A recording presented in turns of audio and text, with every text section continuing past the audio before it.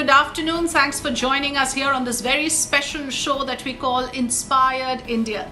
Here we feature the stories of those individuals who are reaching out to the vulnerable groups in our society during the lockdown period.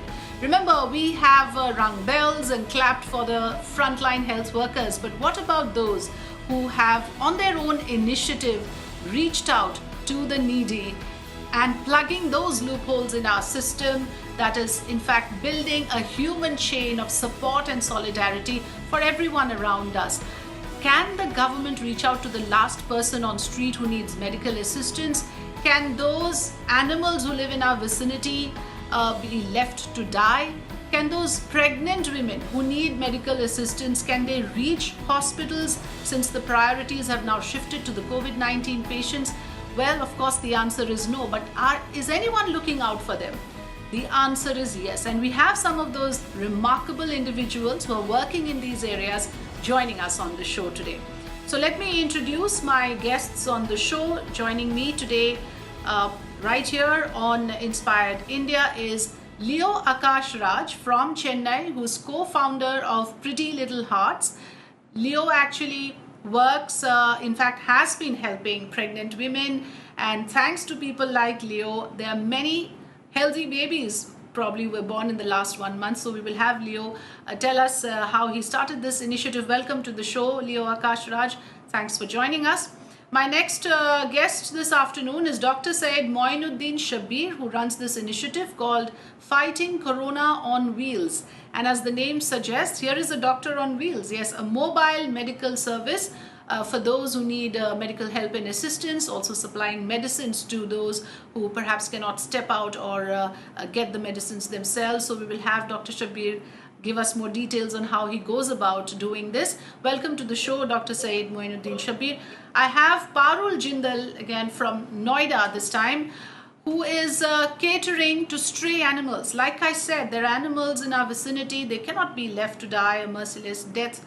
Is anyone looking out for them? Well, people like Parul Jindal are looking out for the stray animals, collecting food from our neighbors and feeding the animals. I welcome all three of you to this show, and we're actually extremely glad that we have individuals like you amongst us to inspire us to do our little bit, to step out of our comfort zones and look around for those who might need help. Look out for each other, as they say. That's also the need of the hour. Leo Akash Raj, if I can come to you first, the way you have decided to actually cater to women, pregnant women in particular, because this is a time where other people with other ailments perhaps are having to struggle to get medical assistance because COVID-19 patients obviously are prioritized. How did you think of this? When and how did you start, Leo? Yeah, our NGO basically works on early detection of complications in pregnancy. So we are working towards a motion called Infant Death Free Nation for a 9 months of period. So it's an extension of what we do. Basically, in this COVID time, we have planned it accordingly to work only on free transportation of pregnant women. But this is something which we are doing for past 9 months. Okay. Well, in this initiative, how do you go about it? Can you give us your typical day? How do you begin? How exactly do you get calls? If you can share one particular experience with us, please. Yeah. So it's like, as usual, we have spread our numbers and the details across social media. People with random requests starting from the first month of scan till the 9th month of the delivery call at random. So we try prioritizing them with respect to the emergency cases that we get, and we try deviating it to the government first. If it is not reachable to the government, and then we make a step to get to them. So that's how it basically works. So it's a call first, and then we prioritize them and then take it. So something very interesting to tell is like we have delivered babies in 15th minute. Like after joining them inside the labor ward, we have got 15th minute baby, 13th minute baby, and sometimes like we went for 9th month first scan and the baby was born, and the doctor said like it's because of us that the baby is still alive. So such kind of good incidents have happened. Something even negative to tell is like there are times where we reach them 5 to 6 hours late because they reach us very late after trying all the other helpline numbers. So that time it was very complicated, but so far I've addressed around one or two pregnant women, and 49 have delivered so far. 49 have delivered so far thanks to your assistance. So this is something, I would say is how you look out for those gray areas which are not being serviced adequately by the government, like Leo Akash Raj was just mentioning. The first effort is, of course, to get government assistance, but what if that doesn't come through? Then private individuals, purely out of humanitarian concern, are pitching in, and therefore we really applaud you, Leo, for doing this and for helping those women. Let me also now move on to our next guest that we have, 46-year-old doctor, Dr. Syed Moinuddin Shabbir. You have taken this initiative, taken this huge responsibility, I would say, on your shoulders, and I believe it's a one-man army, so to speak, where you go about delivering your services as a doctor. Can you tell us what your typical day is like? How do people reach out to you, and how do you provide your help to them? Yeah, good afternoon. I am Dr. Syed. I am working for Santosh Hospital as a head operation lab medicine and vice principal Santosh Institute of Group. We have a paramedical courses. I am also a BPAC civic leader. And now since this COVID-19 new virus, so it became the COVID barrier. So I am fighting Corona on wheels. So we believe we can fight. See, we want to prevent this community spread. So how we can prevent community spread? Just people should not come out. Now, when people, if they don't come out, they will have some medical problems, like especially our senior citizens, bedridden patients, sick patients. Even for small things, they have to come out. They have to go to hospital. So initially, first week, first 1 or 2 days, because I got this home services for past 20 years in my locality. So we saw this senior citizen struggling because there is no transportation. So we started, we have a two-wheeler ambulance in our hospital. Then we go to patient's house, reach there. We do all this medical essential as a first responder, like blood sugar, blood pressure check, in injection, antibiotic injection, suture removal, dressings, etc. Apart from that, we have got in our locality a lot of these daily wages like auto drivers, cobblers, street hawkers, etc.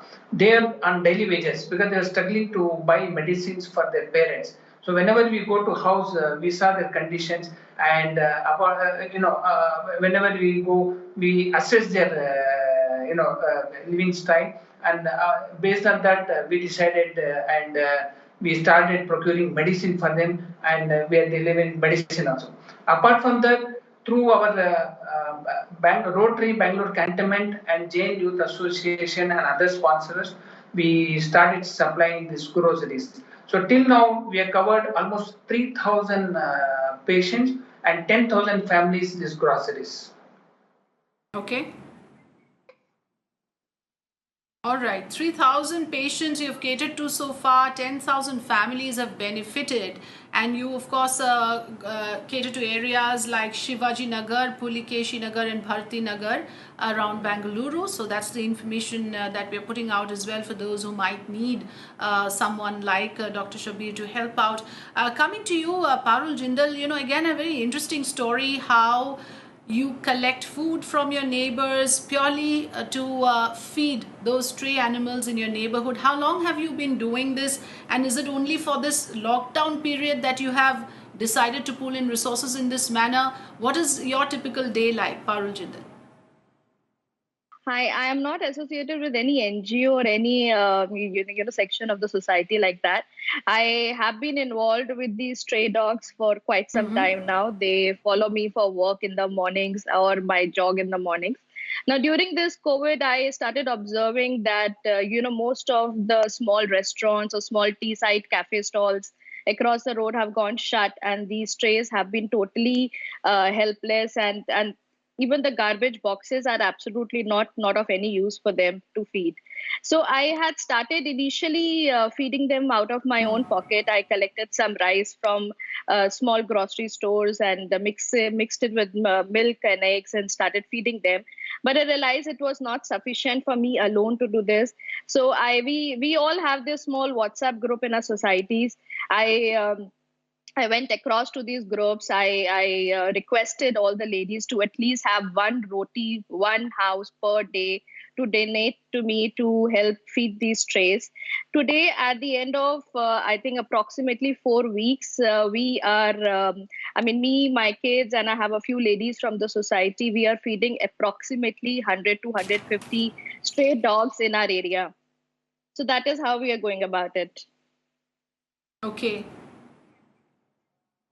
Right, and of course, this is the kind of work that often goes unnoticed, and that is why we have decided to tell your story. That these are areas where the governments cannot reach out, and like you said, there are a lot of NGOs, a lot of social workers, but they cannot just cover everything and everywhere. They cannot be at all places at all times, and therefore private individuals, citizens like yourself doing this work goes a long way. A small change can make a big difference. And like you said, initially you started on your own, but then you had people join you in this initiative. So that is what happens. Perhaps it just takes one person to take that initiative, and then people join in. But unless and until that person makes the first push, often things don't move. So that is how it happens in this country very often. Leo, Akash, Raj, do you have a similar story in terms of how you started this initiative and then you got help from others as well? What is your support system like? Yeah, so when I first initiated this, it was me and my friend Benny Daniel who together started this. And from there, it's like from other districts, Salem and then Kadalur and then Madurai, people have come forward with their own vehicle and trying to assist us. And there is another one, sir, who is called as Harish. So it is slowly people with their own car who are ready to pick up the pregnant women have joined us. So it's like we started with one car, and today it's like around 13 cars, which is running completely throughout Tamil Nadu. That's how it happened. Right. And initially, Leo, from what I understand, you used your own personal car to ferry patients. Can you share some of those experiences, your very initial days? How difficult was it?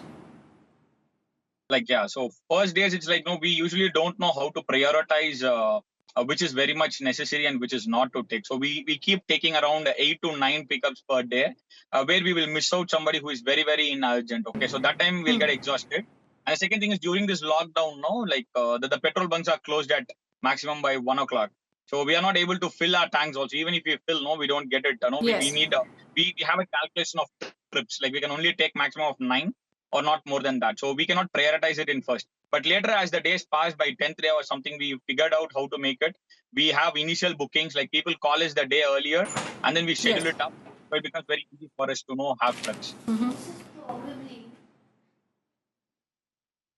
Right, and of course, with this kind of assistance coming to people purely from another human being, where one least expects it, perhaps a lot of times, that somebody you don't know, a complete stranger, will be, coming up with help and support at a time when you most need it. So I can completely understand how grateful those women would be to someone like you who pitch in with your help in their hour of crisis. Dr. Shabbir, any similar experience you have that you would like to share with us in terms of response that you get?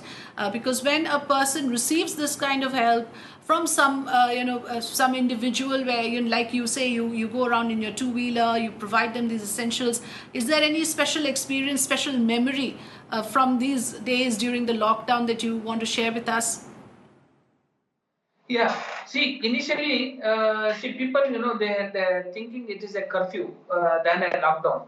Then later, with the help of our Pulikesh Nagar subdivision ACP, we discussed this concept, and we started from health point of view. We started creating an awareness in all the bylanes which is thickly populated, and a lot of senior citizens, they suffer with diabetic and hypertension. Suppose in case of hypoglycemia, patients will be unconscious. When I'll be getting calls round the clock. So as soon as I get a call, we used to go to their house, check their blood sugar, and blood sugar used to be 30 or 40. Then we'll give them dextrose IV, and post will check and sugar will be 150, 160 and patient will be all right. So in this scenario, they don't have to come to hospital because there is no transportation. So a couple of challenges, of course, before going, we'll make sure they are non-COVID patients. If any COVID patient come across, we'll be referring them to assigned hospital like Rajiv Gandhi Chest Hospital or Victoria Hospital or Bowling Hospital, assigned hospital. Right. So we'll be facing only non-COVID, senior citizen, bedridden, and this daily wages parents. Right, that I understand, because that is again the need of the hour. Yes, because it is not as if other people are not falling sick. It is not as if other ailments where people suffer and do not require medical attention, who is going to take care of them? That is where someone like you becomes relevant, Dr. Shabbir, and really appreciate the kind of effort you're putting in. And I'm sure it's not easy for you as well to be doing this. There are, of course, procedural hurdles sometimes because, again, COVID-19 patients are given the maximum priority. The entire health infrastructure is focused on that. But kudos to you for taking this initiative. I want to go across to Parul Jindal once again to understand that, when you take up an initiative like this, what really drives you? Is there a story behind how you decided to do this? Because like I said, it's often necessary for one person to take that initiative and inspire others. And your story, again, Parul, will inspire many others to look out for the stray animals around. Any message that you want to share to those people who perhaps see these animals around them but never observe their requirements and their needs? Any message from your side? Yes, since the COVID spread, we have been experiencing a lot of pet dogs around our area who have been abandoned. They're very good breeds of dogs who have just been abandoned on the roads, and they are not used to be staying on streets without food, without love, affection, water. Simple things like water is not supplied to them. It is a message from my heart. Please, animals do not carry COVID. They are not transmitters of COVID disease. So please do not abandon them. It is very difficult for them to live out on the street when they have been showered with so much of love and affection. And if you see stray animals around your area, please be empathetic enough to offer some water or food. Just one roti a day will not affect your routine. Please help them out. They are in times of needs is when they look up to humans. Yes, and I really, in fact, noted what you said about how at a time like this, those stray animals who depend on, say, the trash cans or the dustbins for their daily food, they would go to those locations and find it all empty. Obviously, since a lot of these places are not generating that kind of waste that helps animals, and someone like you have not just noticed it but actually taken that step forward to help those stray animals. Extremely important at a time like this, like you said, to also look out for those stray animals around us and not leave them to their plight. This is the kind of effort that we really appreciate here on Mirror Now, and which is why we bring you these stories on a daily basis. And feel free to, in fact, write to these individuals. Their details are on your screens. We have put out all the details for them. If there is any support you can provide them, that would be, I think, extremely useful, because like I said, a single person can only do so much, but when we have a bunch of us together, we can go a long way. So that's why this show is called Inspired India. Our idea is to inspire common citizens to come forward and help those vulnerable groups, like people like Leo and Dr. Shabbir and Parul Jindal has been doing all this while. We salute your courage and your determination to do this kind of work. Thank you very much for joining me today on the show, and thanks so much for sharing your stories with us. Thank you so much.